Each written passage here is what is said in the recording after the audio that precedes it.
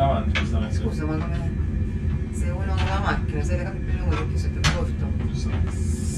So, yeah, you can use the electric seat adjustment over here to move it forward. That's for height. I don't think height is. Where is it going on left? Yeah, first it's going left, and then after we pass this console, it will move forward. Ah, clever. Yeah, otherwise you will hit this just the console. Yeah. Yeah, I was asking my wife when it felt very distant from. Yeah, I don't know. Make yourself comfortable. Yeah, you have to get your feet to the pedals. And then I will explain what they do. Yeah, that's good. You can keep the heels on the ground to just steer with the toes. It's alright. Yeah, exactly. So the pedals are for steering the aircraft on the ground, so you don't need them in the air. It's just for controlling the aircraft on the ground. There, this joystick has no effect. It's actually pretty simple. The aircraft on the ground only rolls straight. So if you want to turn somewhere, you have to do it by this one. Yeah. Using the left rudder, it will turn to the left. The right rudder will turn to the right. Otherwise, it only goes straight. Then in the speed, how do you fix the speed for? Yeah. I'm just pausing the simulation quickly. So for taxi, it's only like moving these a few centimeters forward, which will give them like a few percent of power. So like 20–30%. That's sufficient. As soon as the aircraft starts to roll, you can also reduce them back to zero. It's enough for the aircraft to taxi. So only for takeoff, full power, off to the front. If we want to take off with like only reduced power, we will take the stub forward. It's marked here with FLX MCT. You know, it's for flexible takeoff. So usually we only do like this. So only to the second stop where FLX is written, but for you maybe it's easier to use full power. It's the next step, so the maximum forward one. So the arrow is pointing to the middle of this. Yeah, in the rear aircraft we have also a marking here on this, but it's on this it's missing unfortunately. But yeah, you can line them up. But it's in the middle of this thing here, right? Yeah, so maximum takeoff power, so we don't have to waste any fuel here, so it doesn't matter. So you can use full power, and then the aircraft will accelerate. You have to use the rudders to keep this aircraft on the center line, and when we reach the 140 knots, I can tell you when we are there, you start to lift off the aircraft. Just use the joystick, pull it back, and then up it goes. 20 degrees for the angle, and if when we reach the certain altitude, it's like around 500 meters above ground, the aircraft will tell us to reduce the power. Then you just, I will tell you, then you just move them back to the second point where it's CL. Exactly, that's the setting for the flight. Then you actually don't really have to do anything during the flight with this one, so it's all automatic. We can disengage that and do all manual, but at the first flight hours maybe a little bit too much to also control the speed by yourself. So let the aircraft do it by itself. Will also reduce the speed when we getting closer to the airport, so you don't have to do anything with this. Only when we come back to the landing touchdown, you have to reduce the power zero, and to get into the reverse. Normally you're only able to go to zero. For reverse, you have to unlock it by using these ones, and then you're back here. You can try it out to get a feeling for that. Yeah. Also. Yeah. Okay, this here, flexible and full power. Exactly. Yeah. So move back to zero, and then we continue. So yeah, the joystick I don't think we have to explain. then here is the gear. Yeah, this is also locked, so to unlock it, just pull it out, and then you can move it up or down. Quite simple, yeah.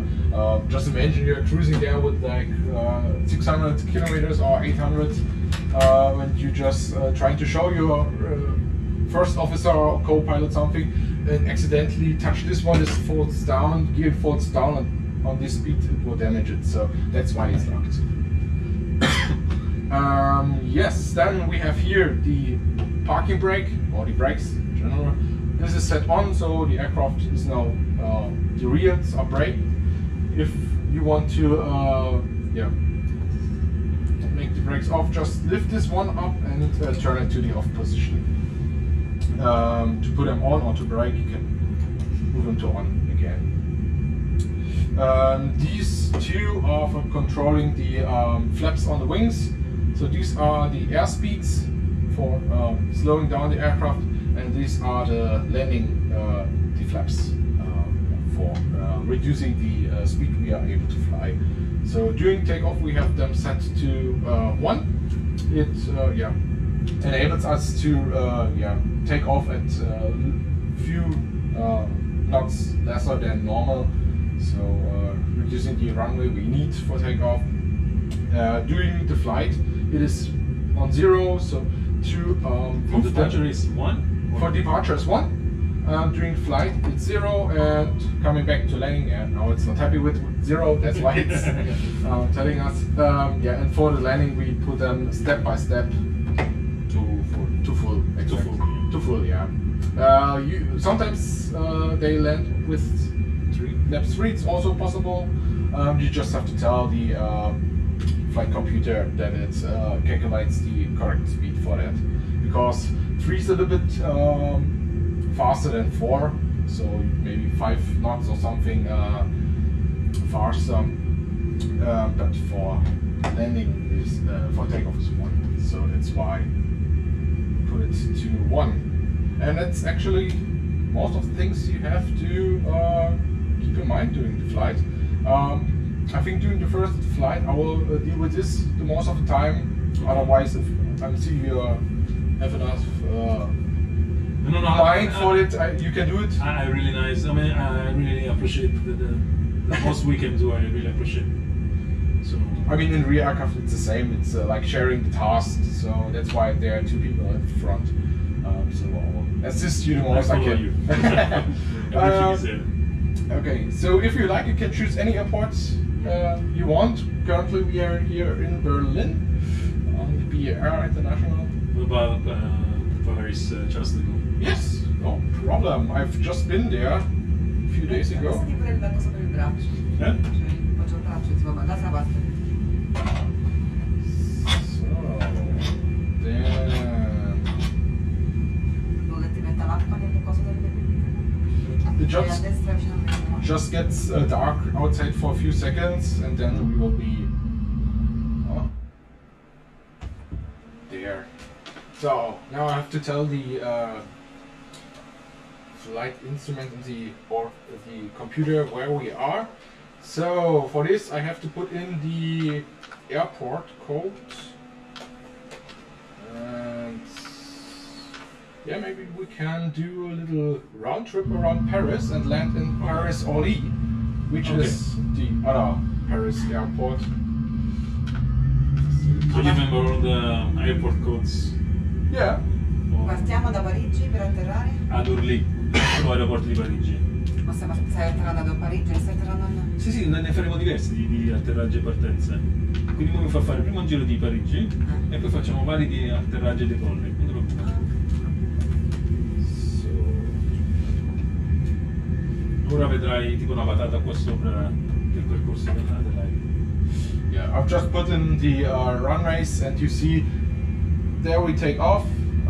There is the Orly airport, and right in the middle will be Paris City, a little bit left to us. Yeah. So the aircraft is actually ready for takeoff. You can see it by this box here. Everything is in green. That means This is the checklist. Yeah. Checklist for takeoff. If we, for example, forget the seat belts, so all the passengers in the back are still moving and going to the toilet, you can see it here. So signs, it's for the seatbelt signs, that's written on. You can move the seatbelt sign back to on. So we're fully ready. You can do it if you like. This one, yes. To on. To on. Yes. Perfect. And now you see the marking is gone. Everything is in green. And if you like, you can release the brakes. Release the brakes. Okay. And then full power. First of all, yeah, that's set to on, so everything's fine. Full power. Engines are spooling up. You have to steer by the pedals first.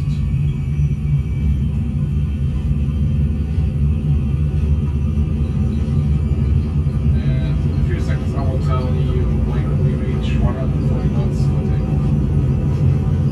V1, V2. Yeah.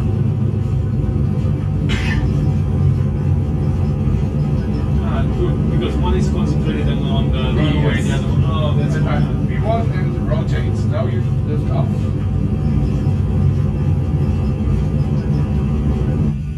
Now you're up in the air and nose up to 20 degrees.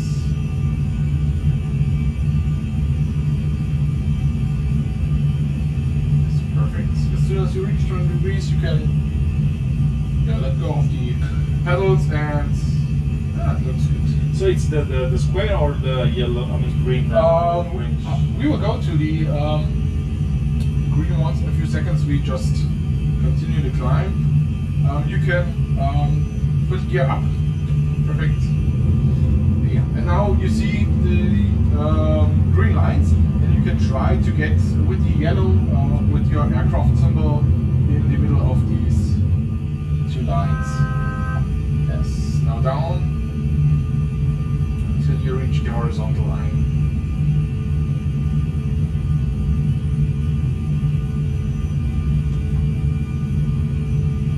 Yeah, sometimes they are a little bit strange.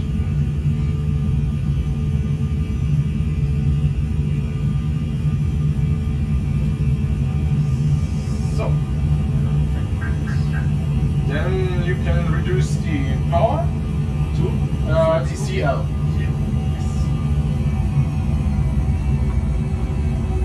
Here I see the green marker that says. Yeah, we are going a little bit down. That's because you are below the horizontal green line. So this is my direction. Yeah. I thought that's the target. No. No. This is where you are going. So now we have moved the nose a little bit up, and the aircraft slowly starts climbing. If it's completely horizontal, it will keep the altitude. So now it's okay. Yeah.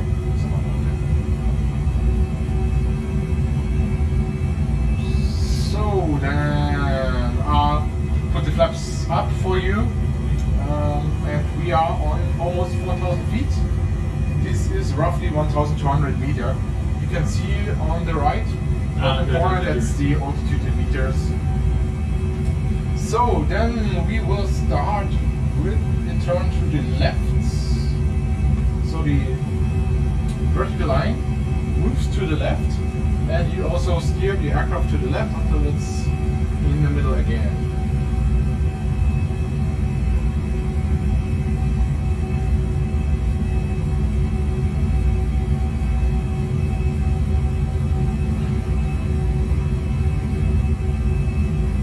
Yep, perfect. And we keep the aircraft in this turn until we reach our heading we want to go, and then it will also start you to go out of this turn. So when you set the heading right now, yeah, when you set it there, it's not the autopilot. It's not the autopilot. It's just the auto flight system which calculates the way you want to go. So if I tell it a specific altitude or like a specific course, it will calculate where we want to go, and show you the optimum way of going there. So also we can go a little bit down to see the Eiffel Tower a little bit better. So I will tell it to descend to 2,000 feet, which is roughly 600 meters lower than we are right now.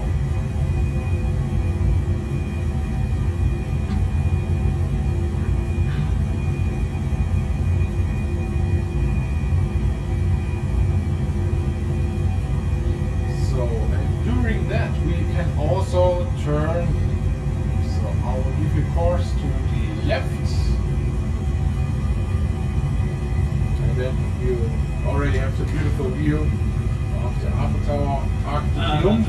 La Torre Eiffel. L'arco di trionfo.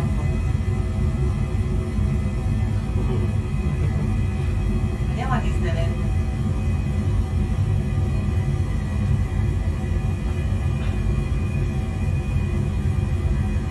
The River Seine.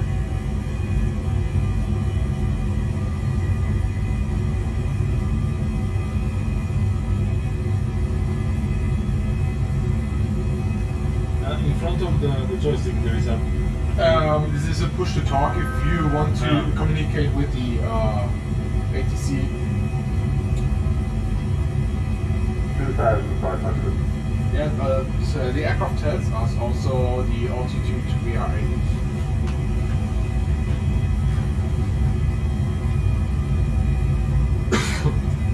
So even if this one is telling me I'm heading down, yeah, is it fine? Yeah, because we are currently in a descent for a new altitude. Ah, okay. So in a few seconds it will tell you to stop the descent.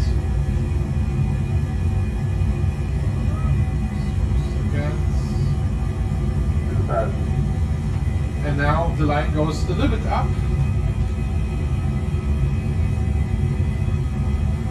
So the altitude is 2,000. 2,000 exactly. So you see the blue box matching almost exactly our yellow box we are in. So now a little bit more up. So we stop the descent. And the green bar to the right is also in the middle, so that means we keeping the 2,000 feet almost exactly. It's good. Then we turn to the right.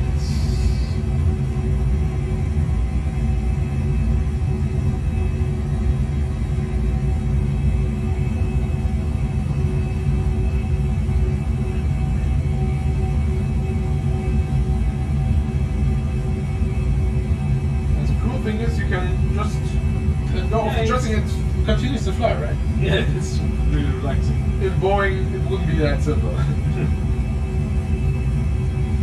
Yeah, I was happy when I saw that you have the Airbus simulator. Yeah, I think there's somewhere in Cologne or something we have also the 737 747. But I don't know, we like to have the Airbus here because it's way simpler to explain. And if you haven't any experience before, I think it's a little bit overwhelming doing your first flight in Boeing because you have to do so much more. Yeah. And now you see a little bit above the green line. That's why we started climbing a little bit.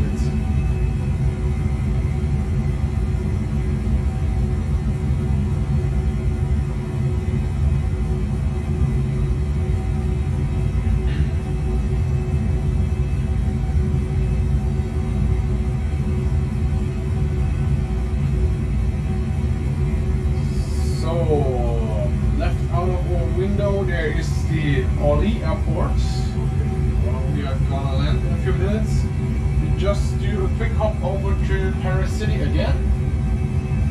Just a bit more to the right.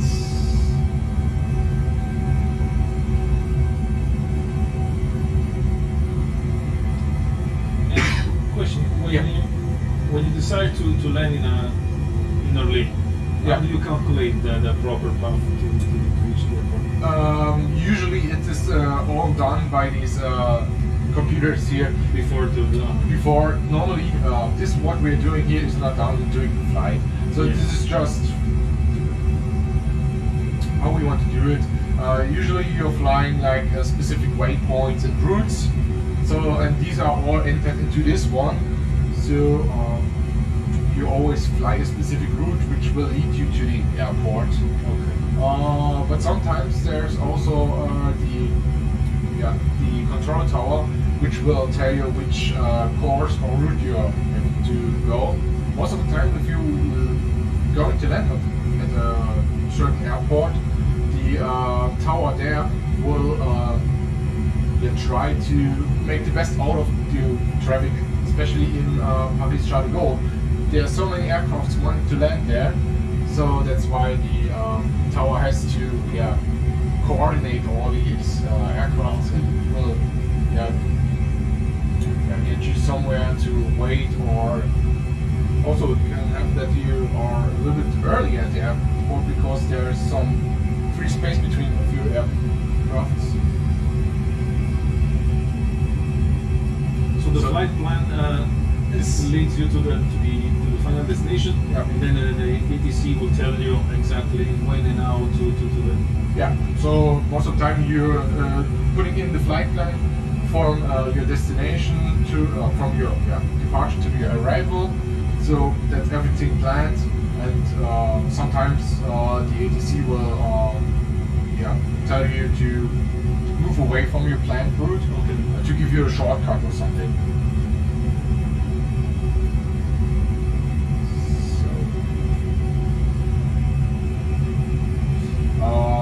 Right now I will keep us on this green line here. Okay. There, and that is the final approach. Oh, you have to look out for your heading. Oh, a little bit too far. Yeah, this will guide us down to the runway. As soon as we are getting near to the airport, we are in the reception of the radio signals from there, and the aircraft is able to get guided down by these to the runway. So it's called the ILS, or Instrument Landing System. Yeah. Maybe heard of this, yeah. So we are making use of that in Paris-Orly.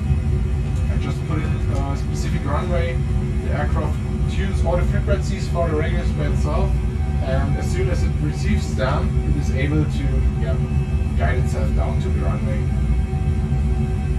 And at this point, I don't have to do anything here.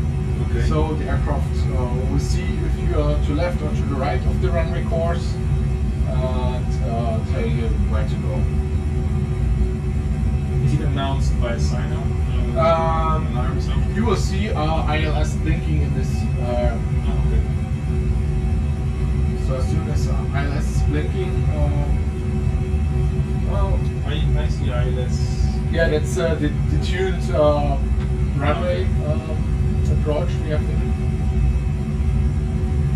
So as soon as we follow these signals, it will tell you by saying ILS on the screen.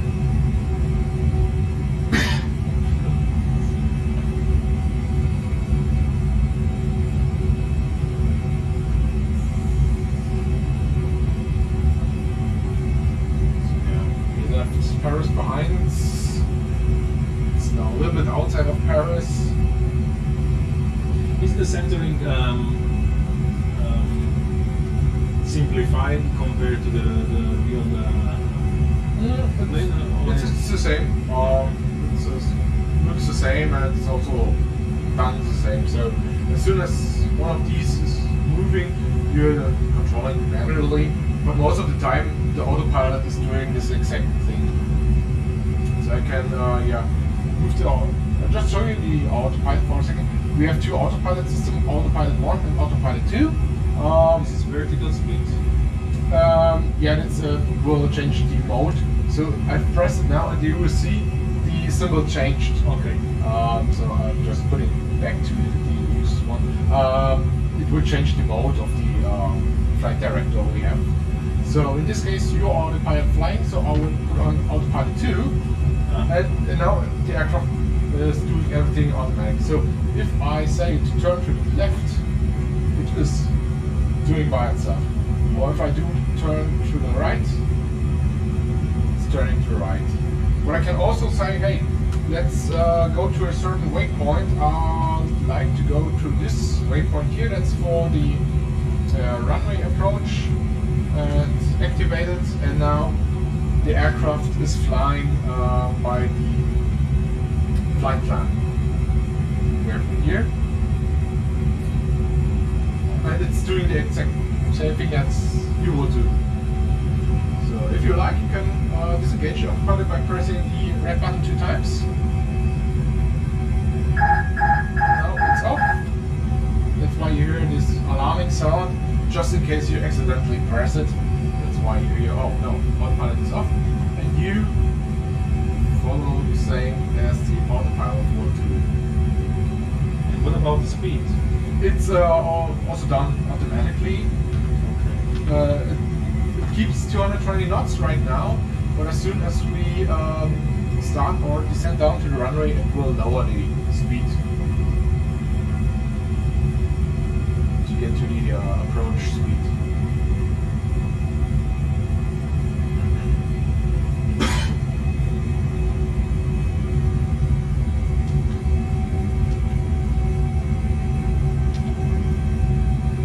Now you see ILS is blinking? Yes. That means that we are receiving the signals. Il tornado.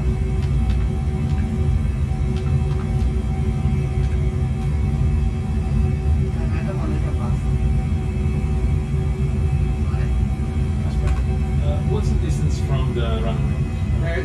Yes, let me check. 10 miles. So Here. yeah, almost 10 miles.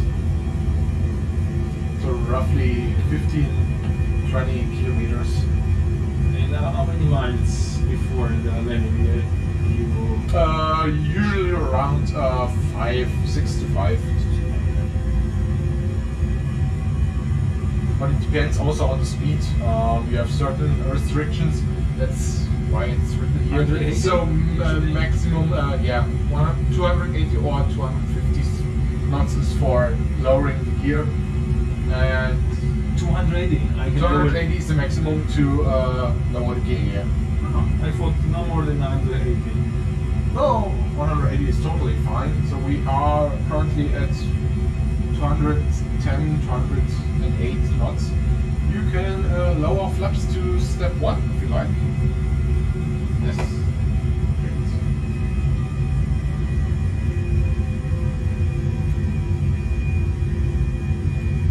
And now the aircraft starts slowing down. Is a consequence of the flood? Yeah.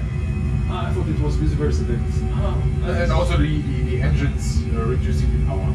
And if you go to flaps 2, it will also get slower again. So right now we are around 180 knots, and now see the speed is dropping again. We are almost 4 miles far away from the 4 miles, then you can lower the gear. Having to ready for landing. coming through. No, I think now it's too late. You should announce it before that. But sometimes it's quite late. Yeah. If you're busy here, you forget. Oh, and also here there's strong cabin ready, so they will get your feedback if they're ready.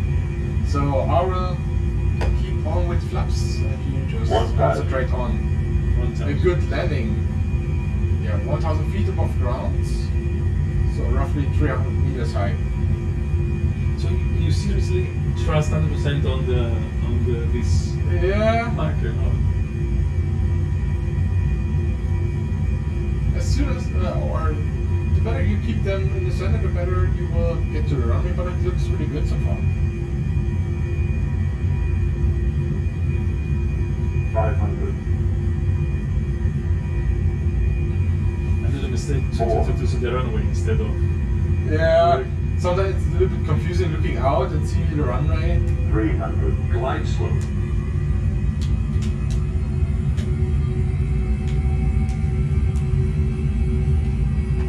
What was the glide slope? Glide slope is just we are a little bit too low, but it's alright. That sometimes happens when we get close to the runway. 100. Good. 50. 40. 30. 20. Retard. So you have have to reduce the power now. We are on the ground. Strangely, it doesn't display any sounds. Reverse? Yep, reverse. What sign will you use it this way?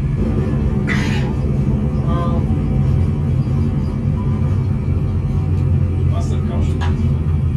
That's, I think, a little bit confused. Was this expecting us in the air, even if we didn't really? Okay. And then back to 0. Speed to 0 again. And brakes. And welcome to Paris. Ollie. Well done. First landing. You can put flaps back up to 1. Yeah. Sometimes you have to stop, so you really have to. Perfect. So then another airport or city you want to go to? I would like to land in Naples. Naples? Ah, Napoli, yes. Liar, no. That could be, yeah.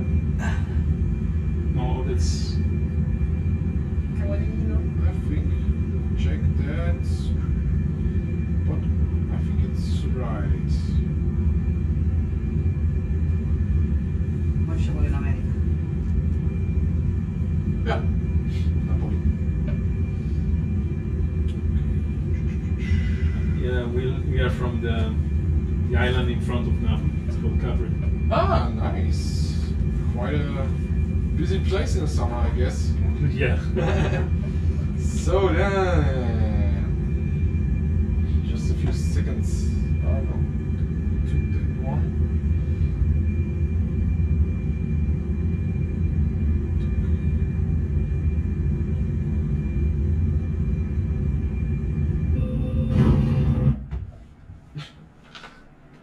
Yeah, sometimes it's quite harsh when we reposition the aircraft here. Who is the company behind the flight simulator? For the simulator, Microsoft or? No, it's Lockheed Martin. It's also an aircraft manufacturer, but I think they bought some parts of this Microsoft simulator and improved them. What? That's the island. Yeah, I think so. I just put you on the runway heading to the west, so that's I'm expecting the coast over there. So just program the.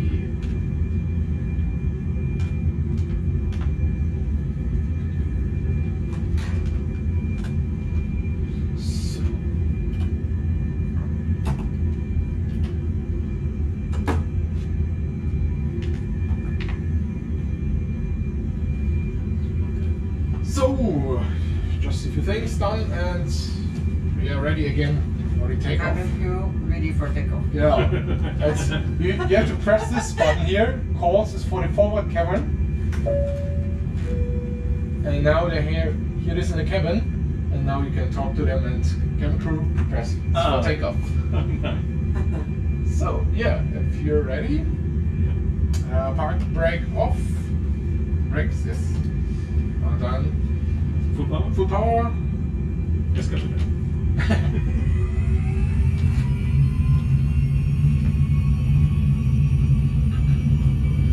Is there any marker that tells me that I'm set down? This one? Yeah, the green one.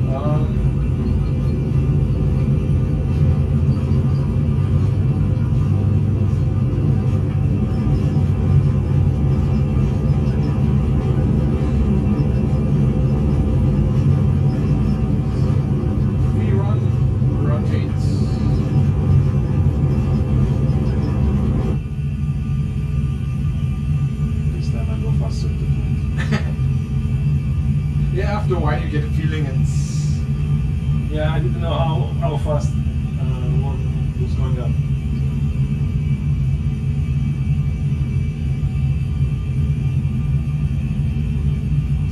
So... That's good. Gear up.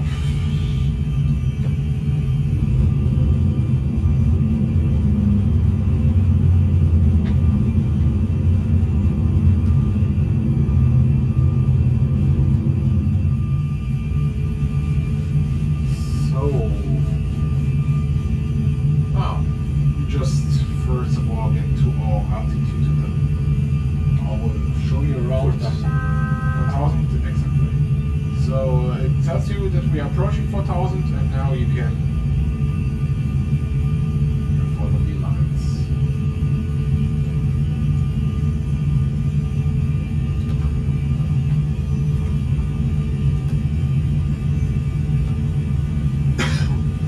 So I can show you a map on this one. So you can reduce the power to CL. Just gone a little bit fast.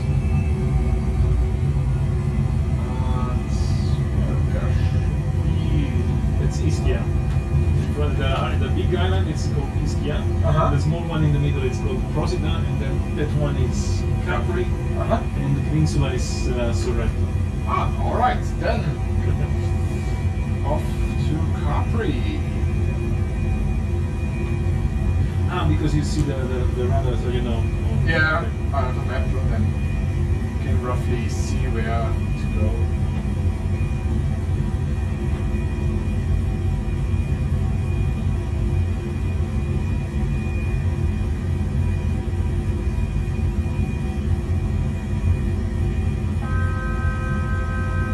You've left the altitude, that's why. Okay, this sound.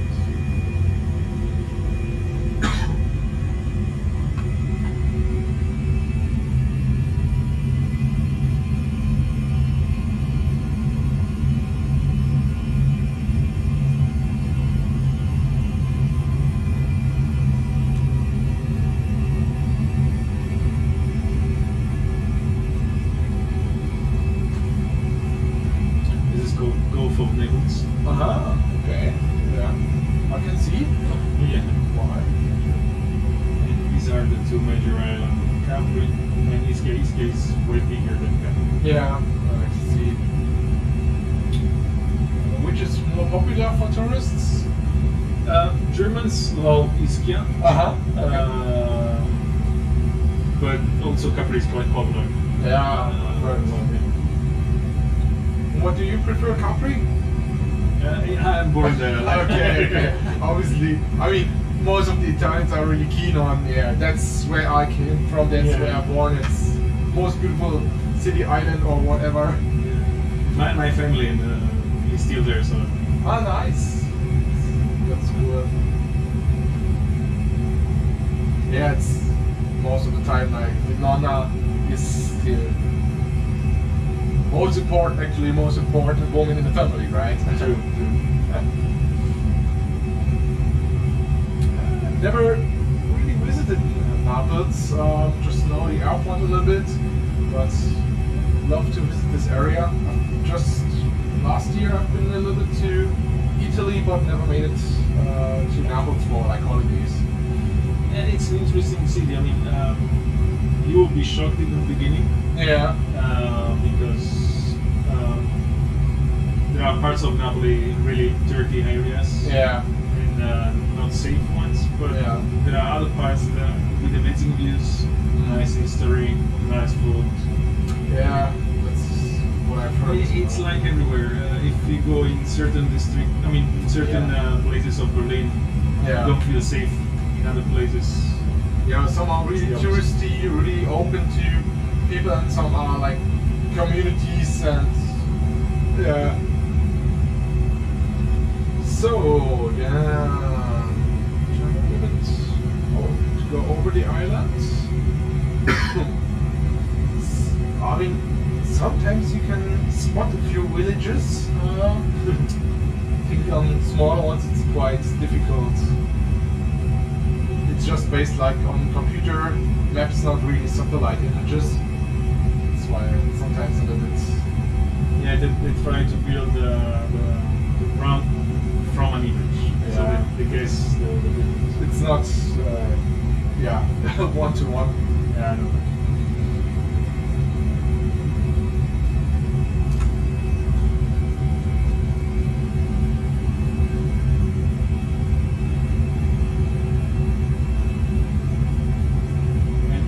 Lojas, there is a corner with a place called Faro. It's the place where we go to swim. Ah, okay, cool. Yeah. So maybe we are able to see that one. It's quite terrain, a lot of mountains and hills, so you can go to the left.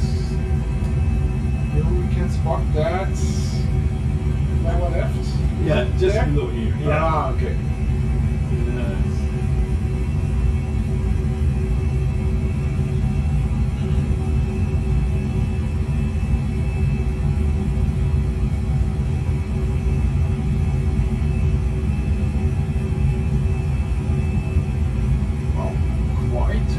Mountains here on this small island. 800 meters. Oh, wow. For a small island, not bad. Yeah.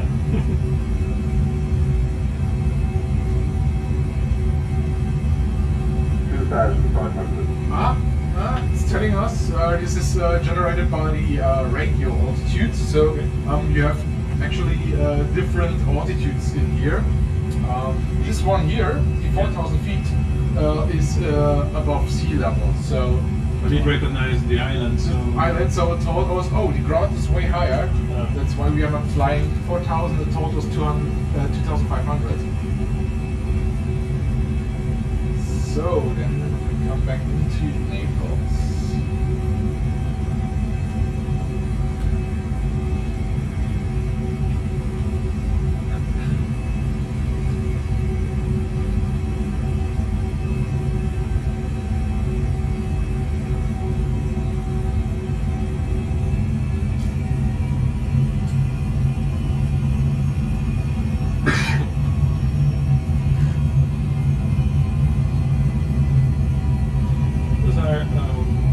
What this map is showing? Ground or?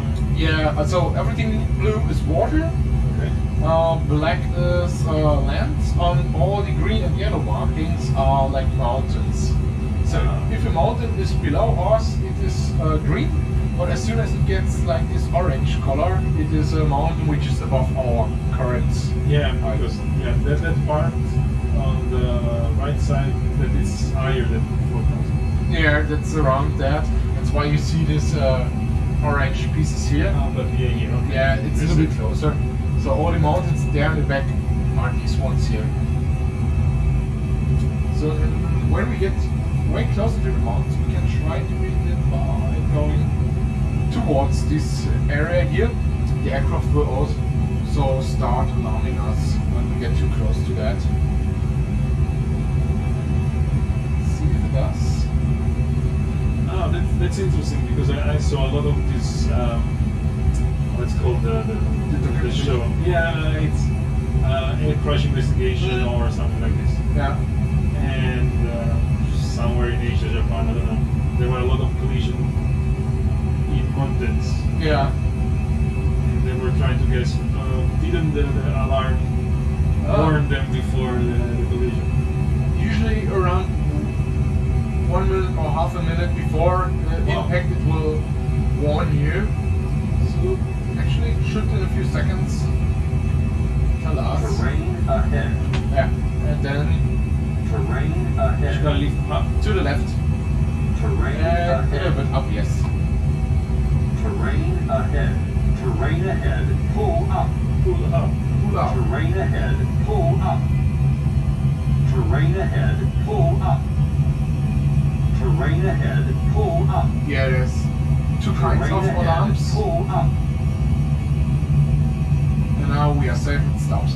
So one is just saying you, oh, there's terrain in front of you, and the other one is terrain. Pull up. It's the next step, telling you, okay, now you have to do something. Okay. So since we are safe, we can. Oh, clouds. Yeah. So high, we reach the level of clouds.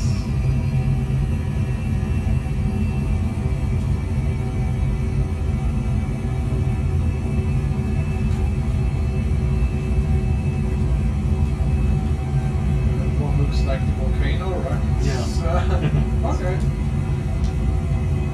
Hope it's not active today. Hopefully not.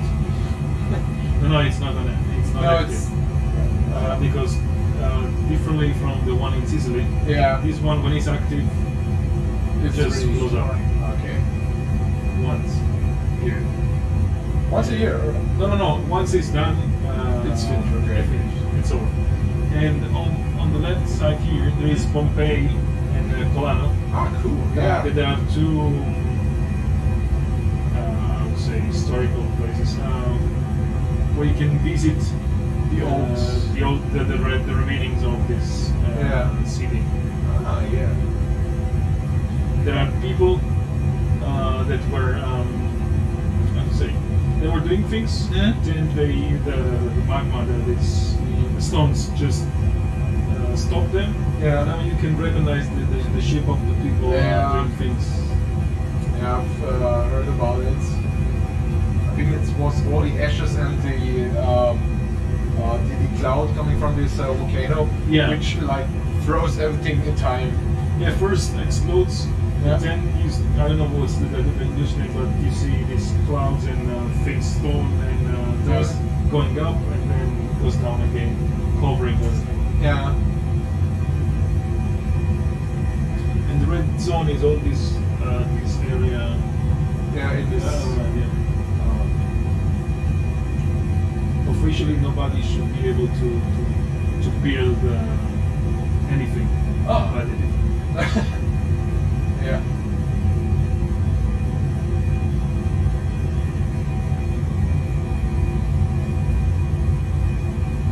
Yeah, in Sicily it's way more active in the last few months than it used to be, I think.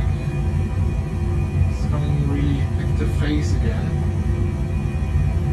I mean, you have spectacular views when you're in like Catania or something, but I'm not sure if you want to live there knowing that someday something will happen. And when we remember back to the time where on Iceland the volcano erupted, the whole flight industry came to a stop for a few days. This can happen here as well.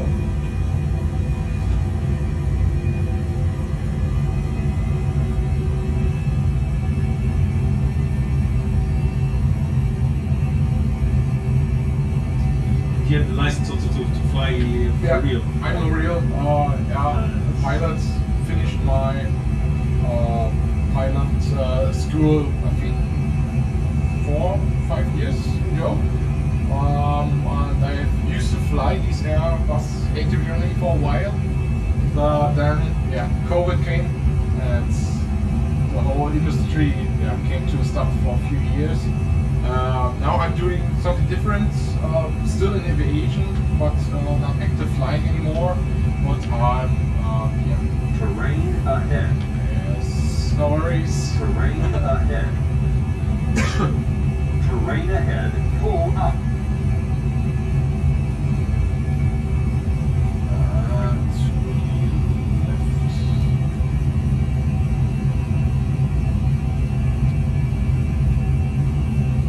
So yeah, now since everything has settled again, I'm trying to go back to flying again. So how does it work when you go to the flight school? Are you allowed to fly only with the small airplanes and then?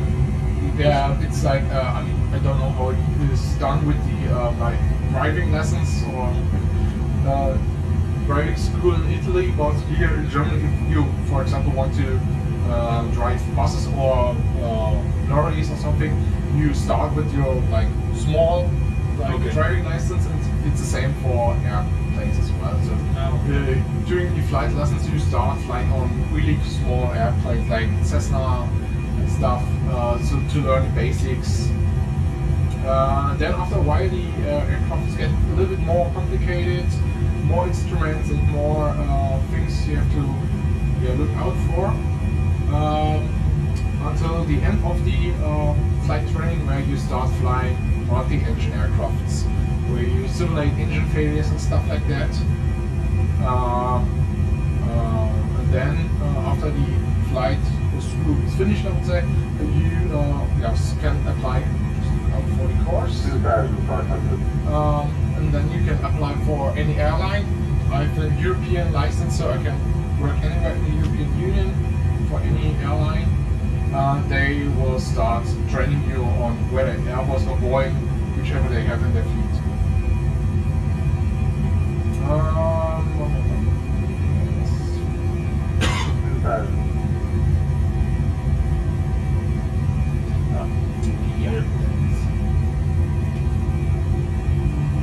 You're a little bit fast. You can lower the gear already. Will slow, slow us down.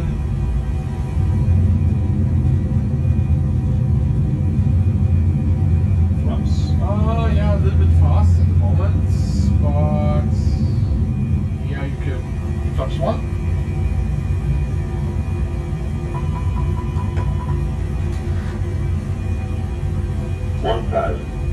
Line slope. Will it work? Yes, you can go around just full power and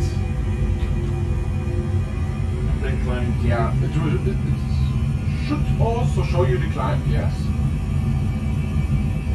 So you recognize automatically that Yeah, go up, more up. Fast flaps up as well, flap 0. Yeah, you by putting maximum power, the aircraft knows, okay, it doesn't want to land, it wants to go around, so that's why it shows us where to go now.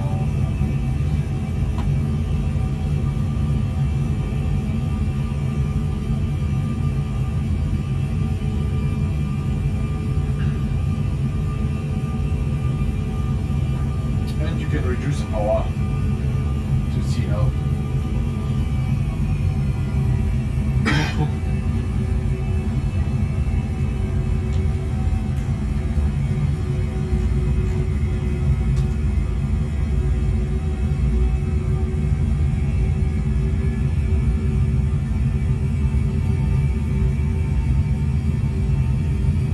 So,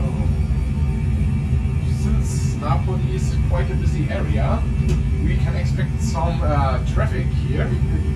Not only on the streets, also in the skies. In a few seconds you will get traffic alert. Traffic.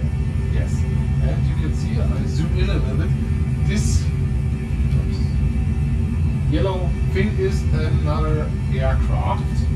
And now we are getting too close to the other aircraft, and that's why the aircraft tells you Increase climb. to climb. If you look out, Increase climb. Oh, look, there is the other aircraft.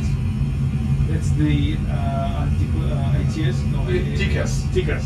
Yeah, and the collision avoidance system. Clear of conflict. That's kept us from colliding with the other Airbus down below. And then is it something to stop climbing, clear the climb? Yeah, clear of conflict. So there are two options. You can climb or you can descend. So depending on the altitude of the other aircraft. So both of these aircraft communicate with each other, and then they agree, oh, we're getting too close to each other, so you are gonna climb and I will descend. So we get as far away as possible from each other.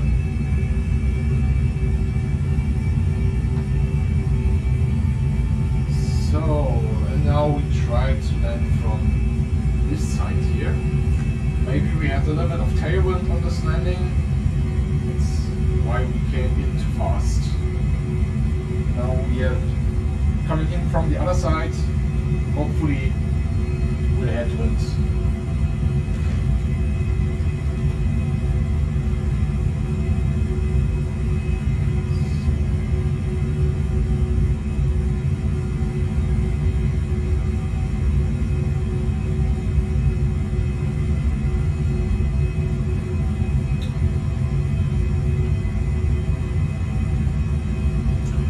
Small Cessna, everything is manual.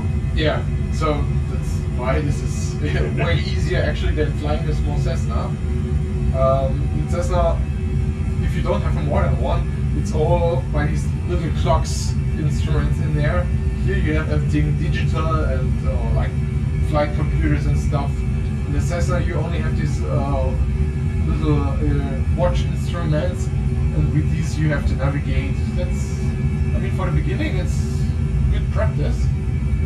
But if you're used to like flying Airbus, I only have experience with phone apps and things like this.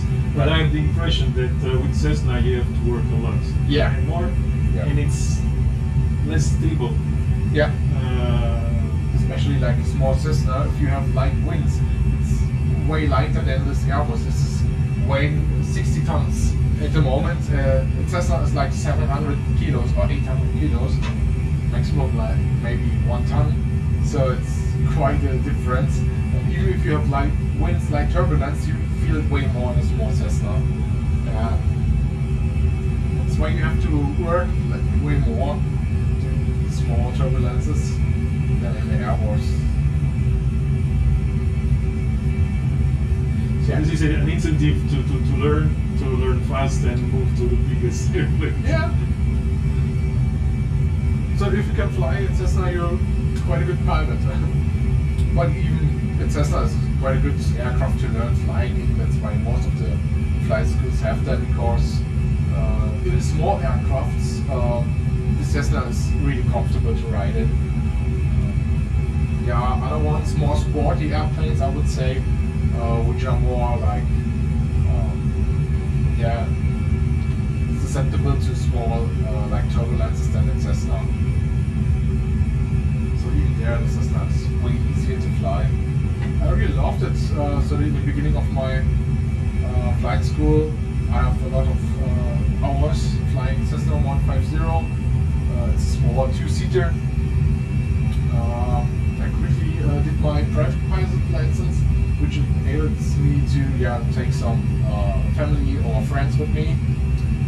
Then I just chartered the aircraft, took them with me, and collected some hours for my license later on, for my commercial license. Right, because before to move. Yeah. So first I have a private pilot license where I only, like on weekends or when I can do some flying, but when I want to earn some money with this, I have to do a commercial pilot license, and that's quite a big step. Doing a private pilot license is actually not that difficult. Most difficult part is having the money for that. But I didn't ask, but I can imagine. Yeah, but other than that, if you're interested in that, even in Italy, there are so many small airfields with like flying clubs and flying schools. There's no problem to do that actually. So they said that around Berlin there are a lot of small,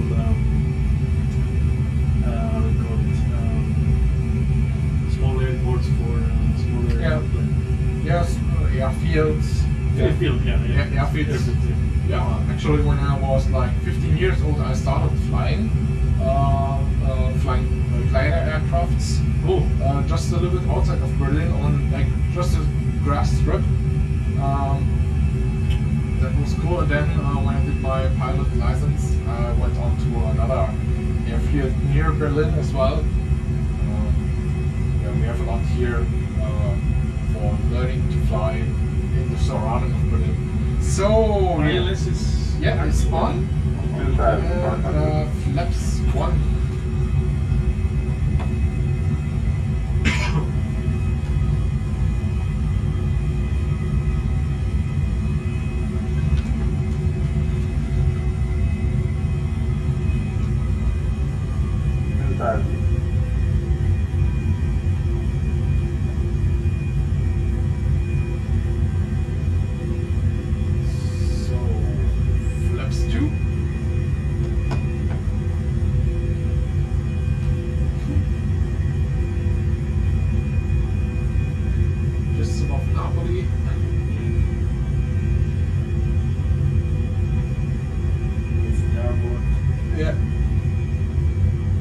Flaps 3. 1000.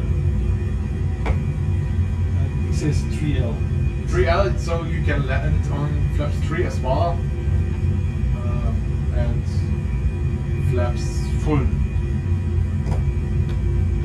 Right. So I think here in it's a little bit special because the ILS is not straight to the runway. That's why it looks like it's turning away to the right a little bit. So at the end we have to adjust the a little bit to the right, yes. Okay. I think it's starting to go to the right at the moment. 500.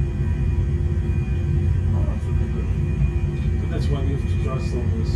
Okay. Yeah, they calculate the course for us. 400.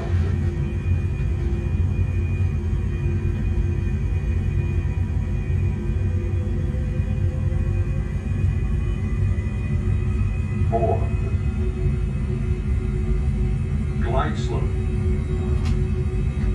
It says on the left. Yeah, but it's better to look out. If you see the runway, you just trust your instincts. 100.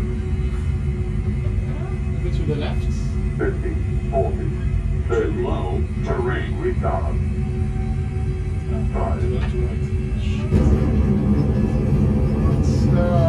Speed. Yes. Reverse.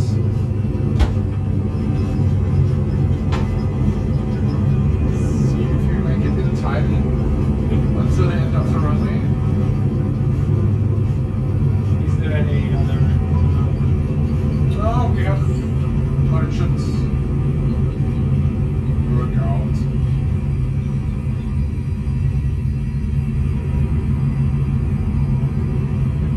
Yeah, perfect. So, right one, yes.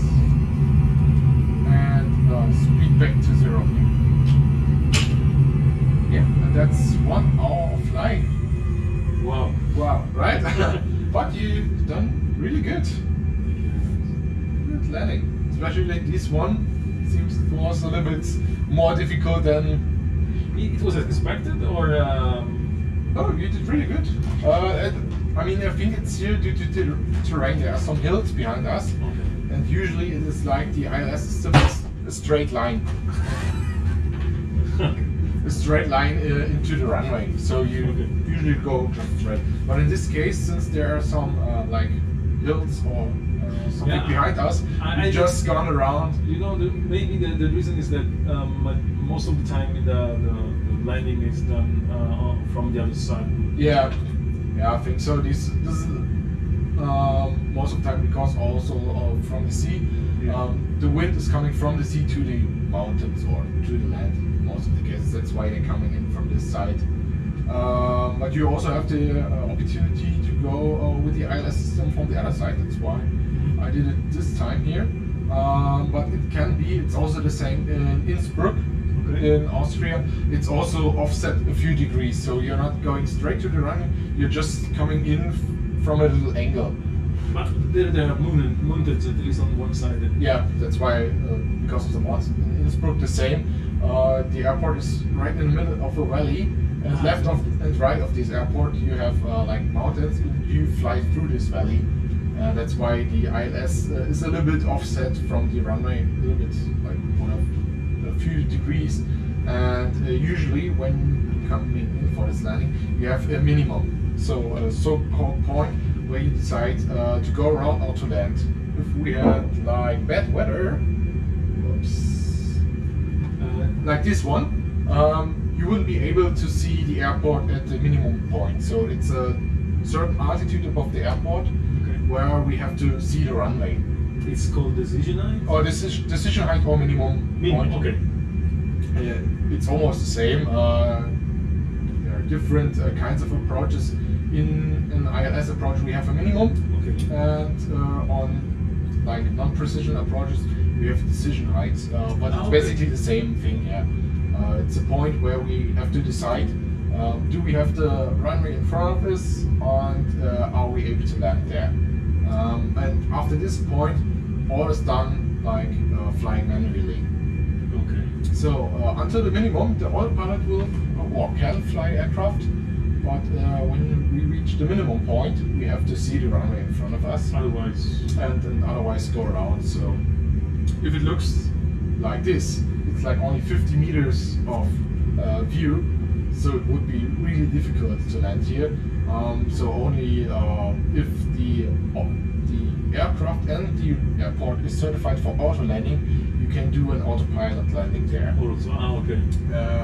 But I think in Naples it's not possible. No, because of this one, but like in Berlin or Charles de Gaulle or some the major airports all have like the equipment for you to go for an auto landing if the weather is like this bad. Nice. But otherwise you have to divert to another airport if we aren't able to see the runway here. And also after this point you see where's the runway, where am I, and you fly manually and trying to land there by yourself. Sorry for this landing. No, it was, I mean it was good. Other people would only concentrate on this one and they would land right there on this runway, so you did a quite good job on this one. Yeah, not Nice. bad. Man, that was great. Yeah, I hope so. I think it's a lot of buttons and 1 hour is not enough to explain everything, but I hope I can. No, I had a lot of fun. And it's Using the most a important. real simulator now, just average user. Yeah, that's. But it's good that you had a little bit of experience prior to this one, and I really saw that here. Thanks very much. You're welcome. So yeah, it's good.